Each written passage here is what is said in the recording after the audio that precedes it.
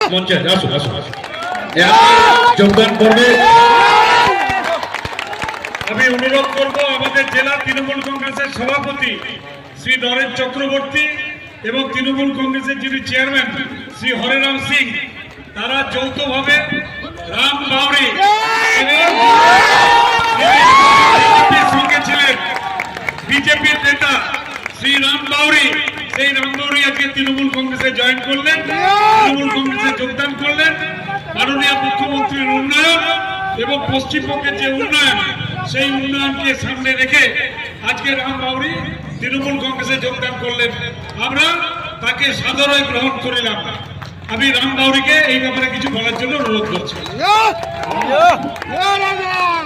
ধন্যবাদ জানাই মলয়দাকে, জুনার হাত ধরে আমি এবং হরিরামদা এবং আনন্দের হাত ধরে আজ এই সবাই তৃণমূলে যোগদান করতে পারলাম।